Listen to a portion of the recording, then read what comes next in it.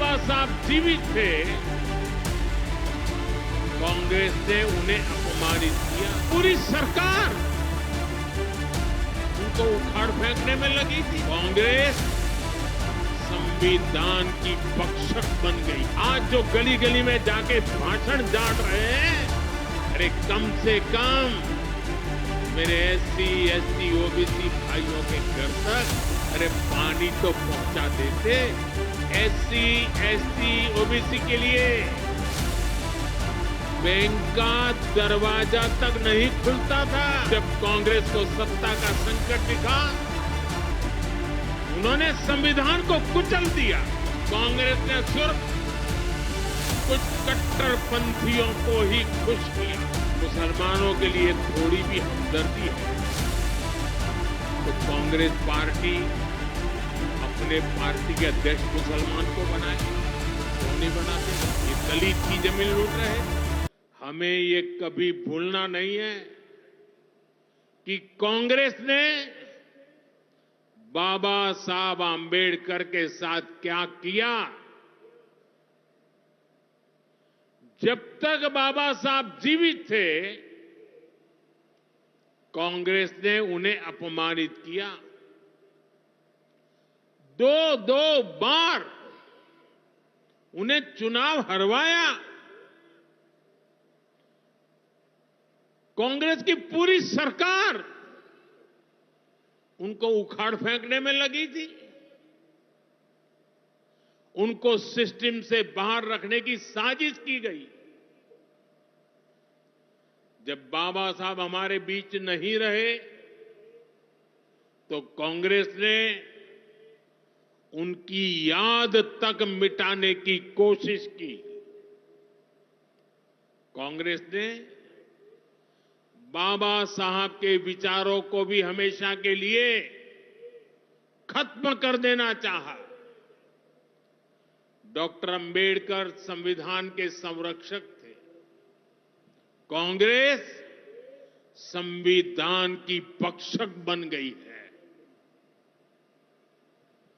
Doctor Ambedkar समानता लाना चाहते थे, लेकिन कांग्रेस ने देश में वोट बैंक का वायरस फैला दिया। साथियों, बाबा साहब चाहते थे कि हर गरीब, हर वंचित गरिमा से जी सके, सर ऊंचा करके जिए, वो भी सपने देखें, अपने सपने पूरे कर सके। लेकिन कांग्रेस ने एससी, एसटी, ओबीसी को सेकंड क्लास सिटीजन बना दिया। कांग्रेस के लंबे शासनकाल में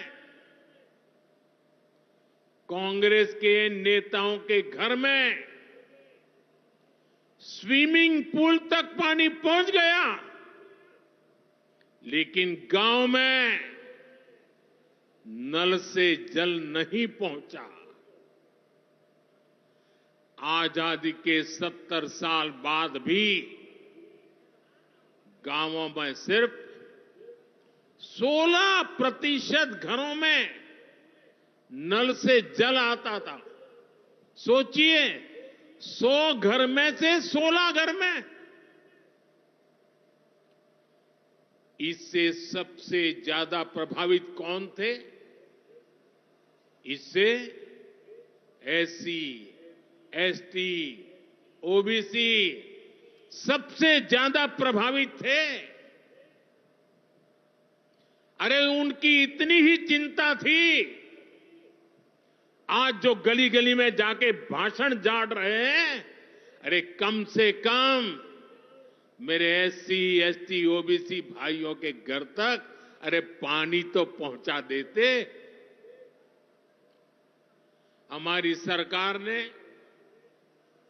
6-7 साल में 12 करोड़ से ज्यादा ग्रामीण घरों में नल कनेक्शन दिए हैं। आज गांव के 80% घरों में, यानी पहले 100 में से 16, आज 100 में से 80 घरों में नल से जल आता है। और बाबा साहब का आशीर्वाद है, हम हर घर तक नल से जल पहुंचाएंगे। शौचालय के अभाव में भी सबसे बुरी स्थिति एससी, एसटी, ओबीसी समाज की ही थी। हमारी सरकार ने 11 करोड़ से ज्यादा शौचालय बनवाकर वंचितों को गरिमा का जीवन दिया है। साथियों, कांग्रेस के जमाने में एससी, एसटी, ओबीसी के लिए बैंक का दरवाजा तक नहीं खुलता था। बीमा, लोन, मदद, ये सारी बातें सब सपना था। लेकिन अब जनधन खातों के सबसे बड़े लाभार्थी मेरे एससी, एसटी, ओबीसी के भाई बहन हैं। हमारे एससी, एसटी, ओबीसी भाई बहन आज गर्व से जेब में से रुपए कार्ड निकाल करके दिखाते हैं। जो अमीरों के जेब में कभी रुपए कार्ड हुआ करते थे, वो रुपए कार्ड आज मेरा गरीब दिखा रहा है। साथियों, कांग्रेस ने हमारे पवित्र संविधान को सत्ता हासिल करने का एक हथियार बना दिया। जब जब कांग्रेस को सत्ता का संकट दिखा, उन्होंने संविधान को कुचल दिया। कांग्रेस ने आपातकाल में संविधान की स्पिरिट को कुचला, ताकि जैसे तैसे सत्ता बनी रहे। संविधान की भावना है कि सबके लिए एक जैसी नागरिक संहिता हो, जिसे मैं कहता हूं सेक्युलर सिविल कोड।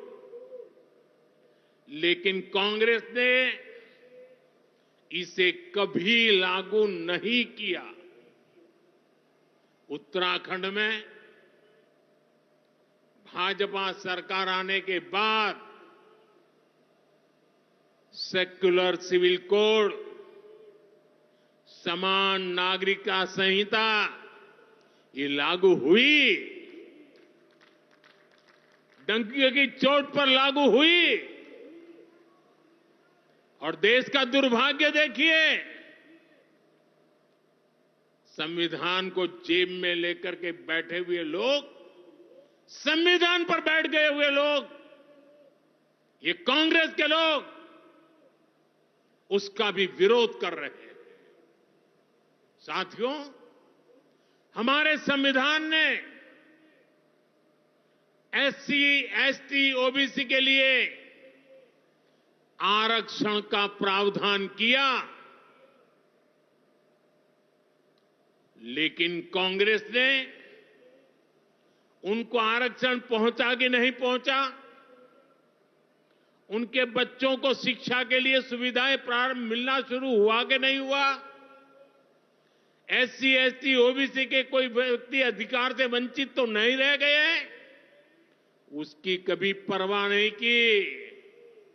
लेकिन राजनीतिक खेल खेलने के लिए कांग्रेस ने बाबा साहब आंबेडकर ने जो सपना देखा था, सामाजिक न्याय के लिए संविधान में जो व्यवस्था की थी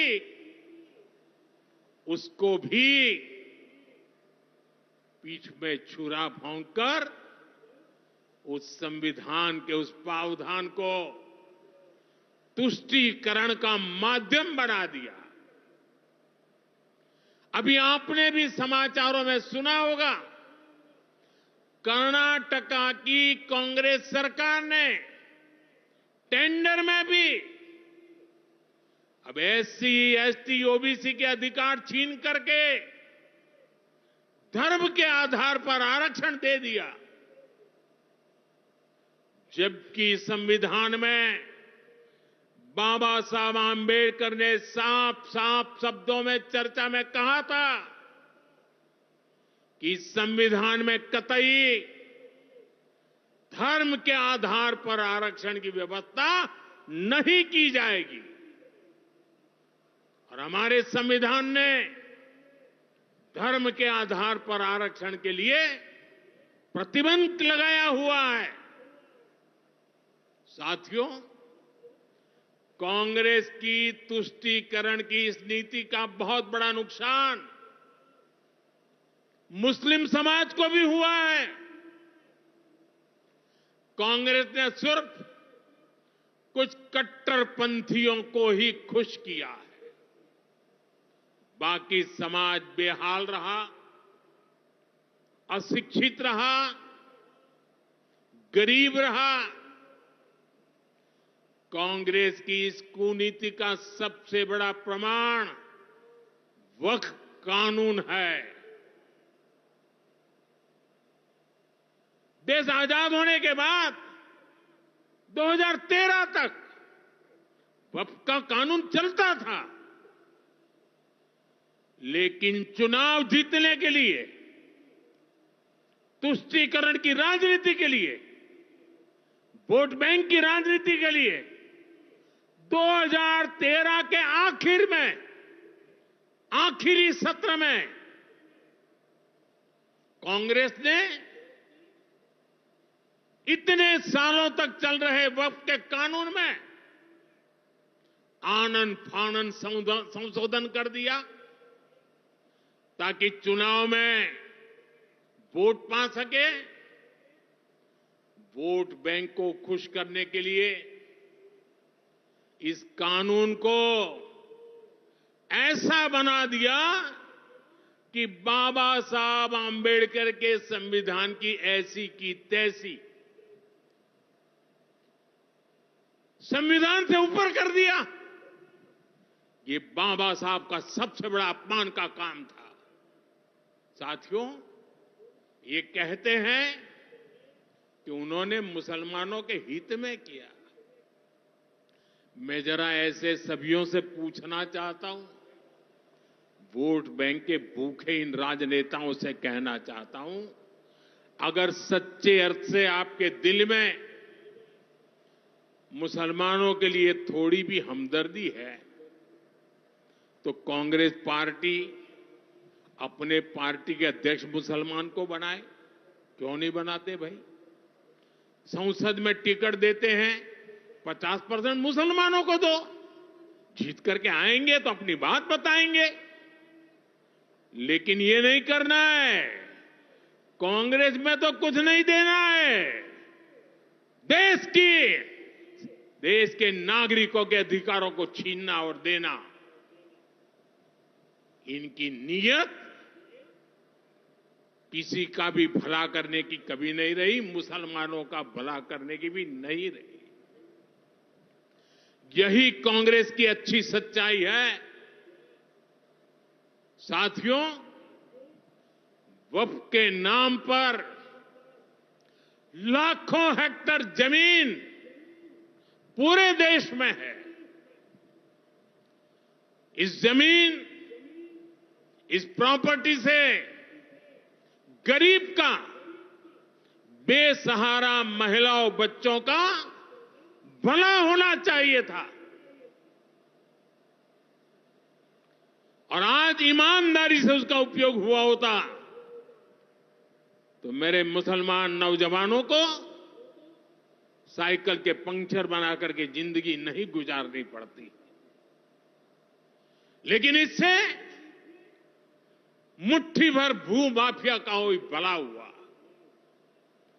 पसमानदा मुस्लिम इस समाज को कोई फायदा नहीं हुआ। और ये भूमाफिया किसकी जमीन लूट रहे थे?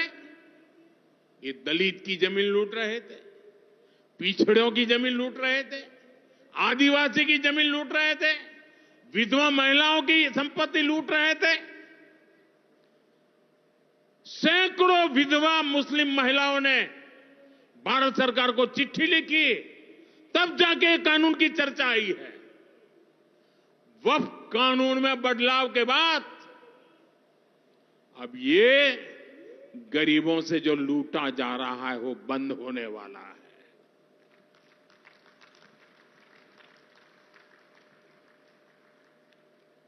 और सबसे बड़ी बात, हमने एक बहुत बड़ा जिम्मेदारीपूर्ण महत्वपूर्ण काम किया है।